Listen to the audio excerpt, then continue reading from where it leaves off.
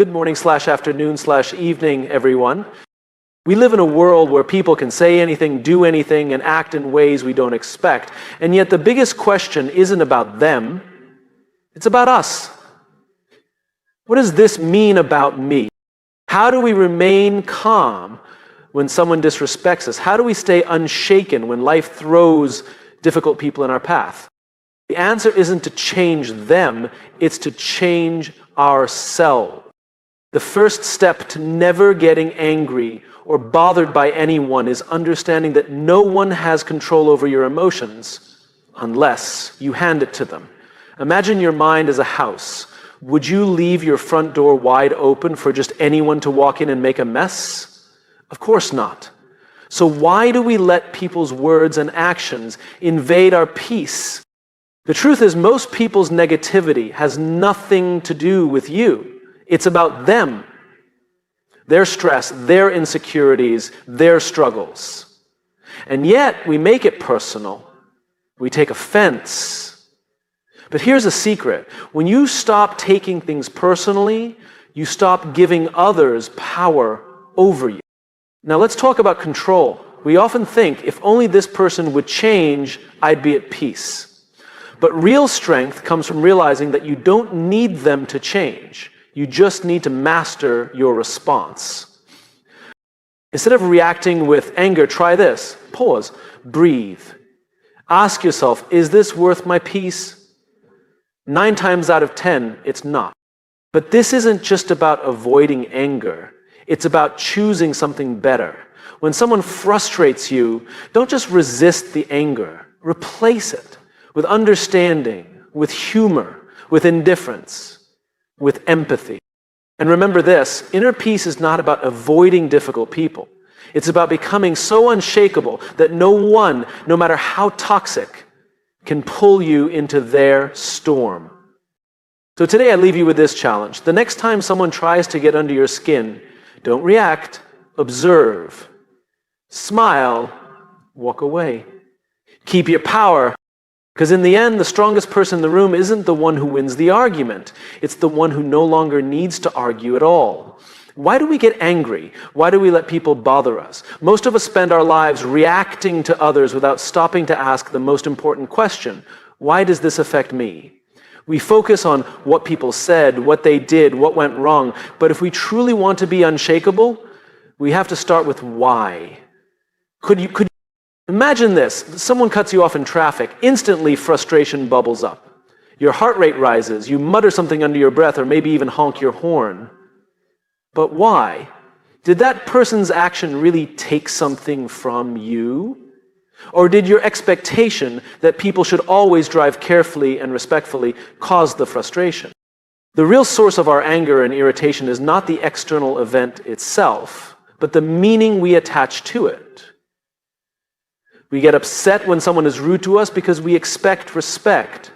We feel hurt when someone ignores us because we expect acknowledgement. We get annoyed when things don't go as planned because we expect control.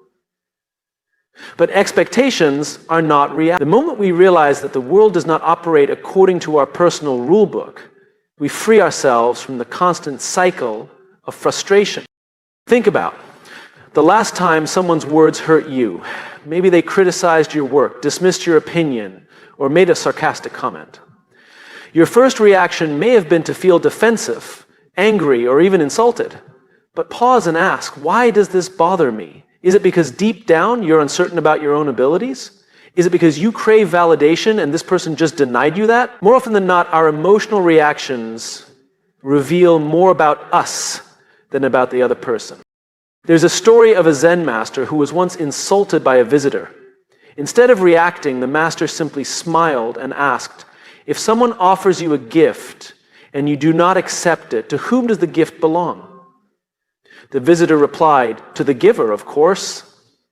The master nodded and said, then why should I accept your anger?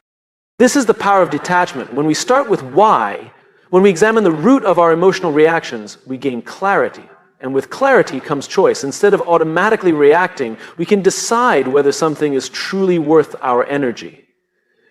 Consider a different approach to life. Instead of demanding that the world meet your expectations, let go of them. Instead of expecting people to be kind, accept that some people are not. Instead of assuming others will always be fair, recognize that fairness is a personal value, not a universal law. When you shift your mindset in this way, people lose their ability to bother you. They can do what they want, but you remain in control of your response.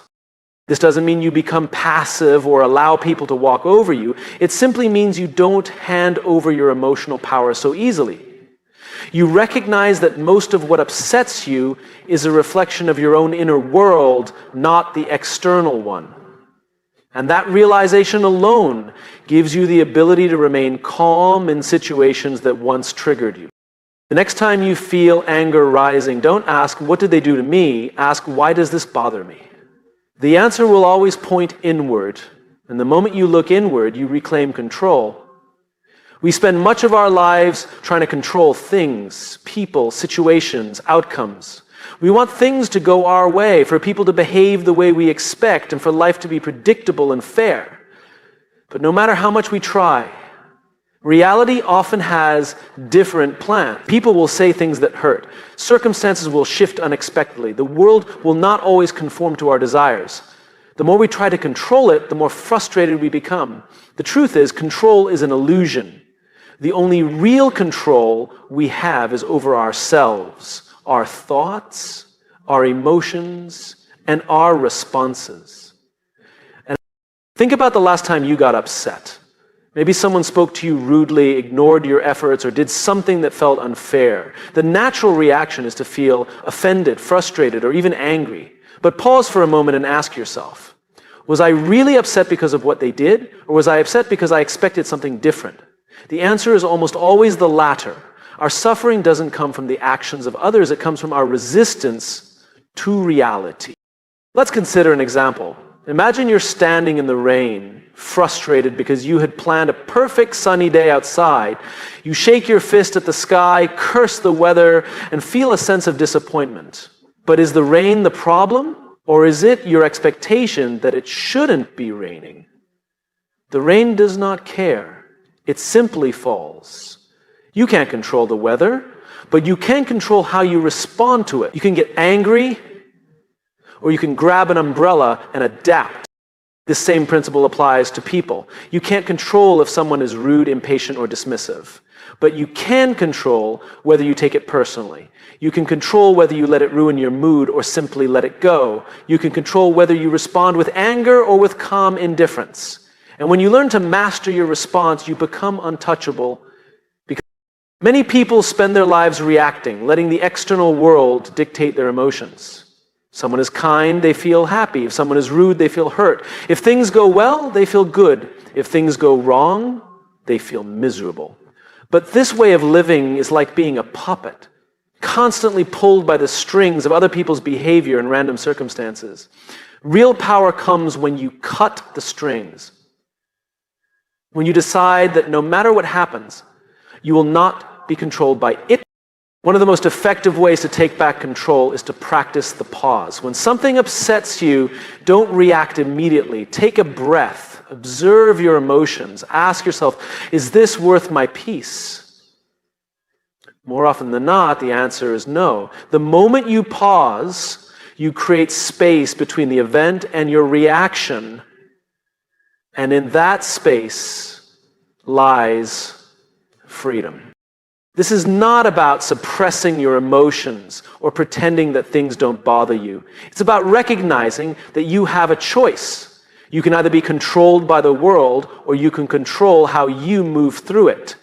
The rain will fall whether you like it or not. People will act how they choose, not how you wish. Circumstances will shift beyond your plans. The more you resist this truth, the more suffering you create for yourself. But when you accept it, you gain the greatest power of all, the ability to own your response no matter what happens. And once you own your response, nothing and no one can ever truly bother you again. One of the biggest reasons we get angry or bothered by others is because we take things personally. Someone criticizes us and we feel attacked. Someone ignores us and we feel disrespected.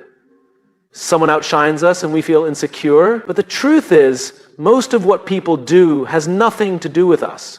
It's not about you. It never was. The real issue isn't what others say or do. It's the ego that convinces us that we are at the center of everything. The ego is that voice in your mind that says, I deserve better. I should be recognized. I should be treated with respect. It feeds off validation, control, and self-importance. But the more we let the ego run our emotions, the easier it is for people to trigger us. If someone questions our abilities, the ego rushes in to defend itself. If someone insults us, the ego demands revenge. But when you detach from the ego, something incredible happens. You stop reacting. Imagine this. You're walking down the street and a stranger yells an insult at you. Your ego wants to fight back. It wants to prove something, to restore its sense of importance. But what if you simply didn't take it personally? What if you saw that person's outburst for what it really is, a reflection of their state of mind, not yours? When you detach from the ego, you realize that most of people's words and actions come from their own struggles, fears, and insecurities. And when you see that, their words lose power over you. Think about the times you've been upset by someone's actions. Were they truly trying to harm you, or were they simply acting from their own pain? A rude cashier might be having a terrible day. A friend who snaps at you might be struggling with stress. A boss who doesn't acknowledge your work might be lost in their own worries. But if you let the ego take over, it will convince you that these actions are attacks on you, that they are personal, that you must defend yourself. But in reality, people's behavior is rarely about us, it's about them. Letting go of the ego doesn't mean allowing people to mistreat you. It means recognizing that you don't need to react to everything. It means understanding that your worth is not determined by the way others treat you. It means realizing that just because someone is rude, dismissive, or critical doesn't mean you need to take their behavior as a personal wound.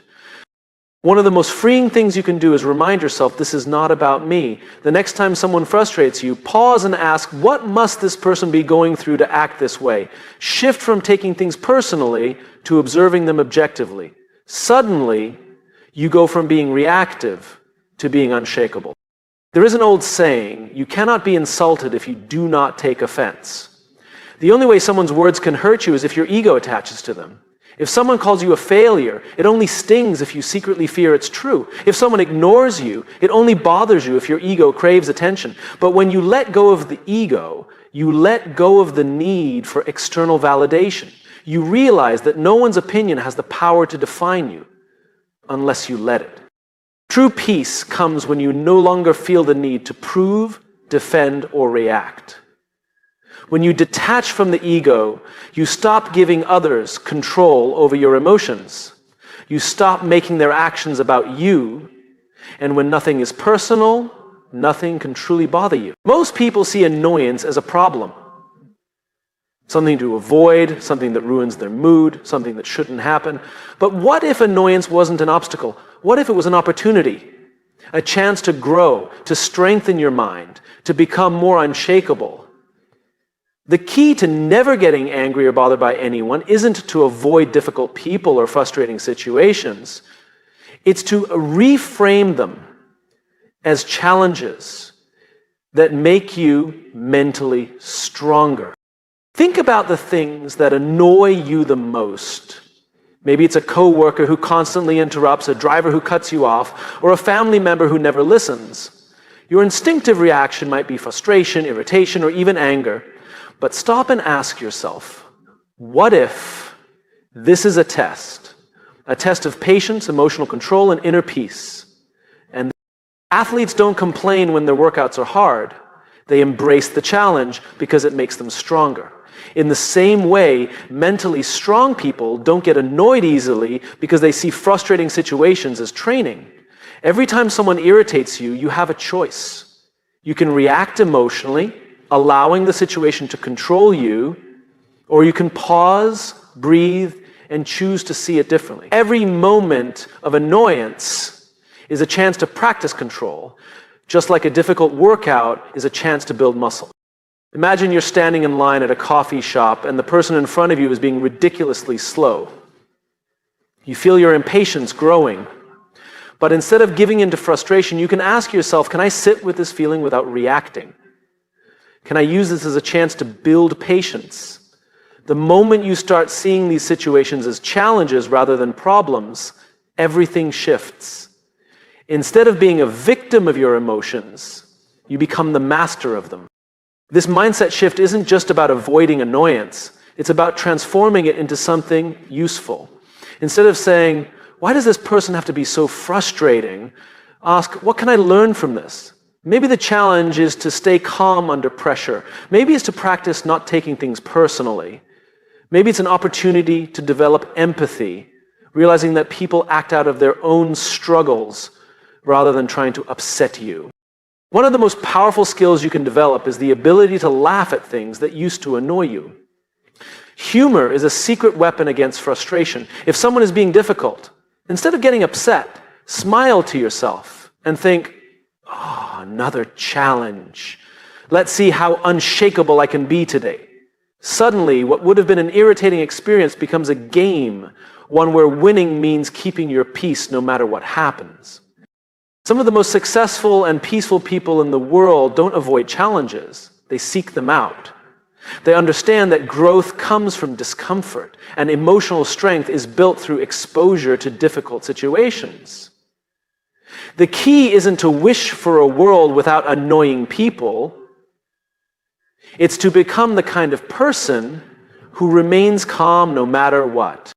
The next time you feel irritation rising, remember, this is a challenge. Not a problem, not a setback, but a chance to strengthen your emotional control. Treat it like a mental workout, an opportunity to prove to yourself that you are in charge of your emotions, not the world around you. And when you start thinking this way, you'll find that fewer and fewer things have the power to bother you at all. When someone disrespects you, ignores you, or acts in a way that feels unfair, the natural instinct is to react with anger.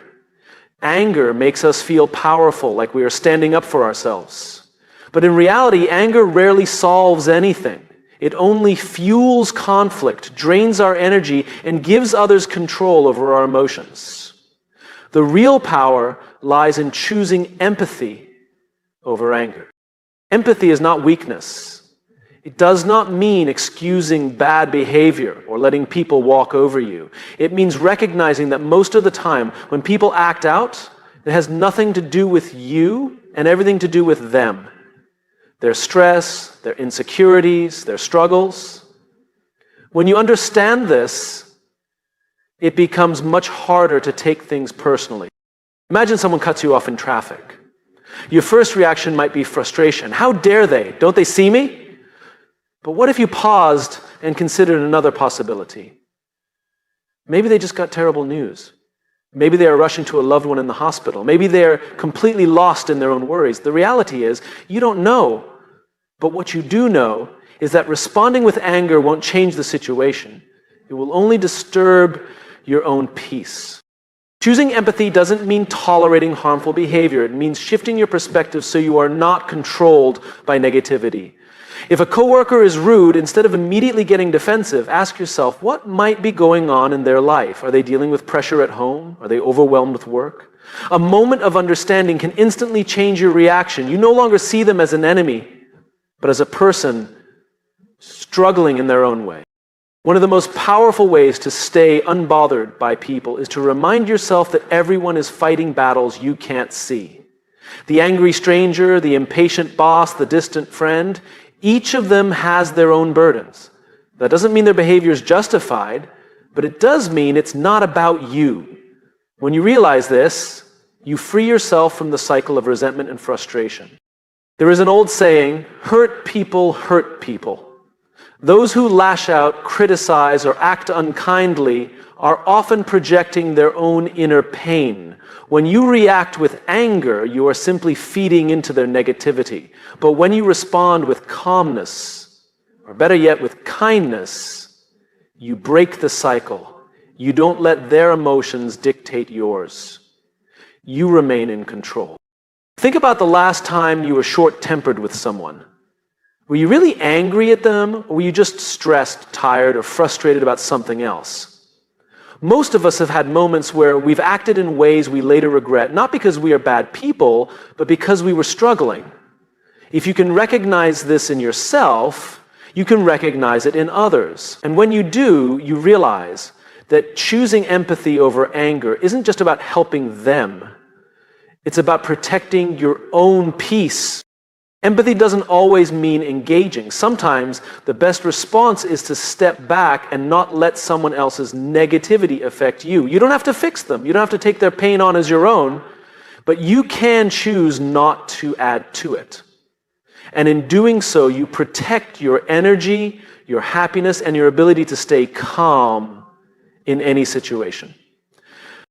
The next time someone does something that would normally make you angry, pause. Instead of reacting, ask yourself, what might be going on with them?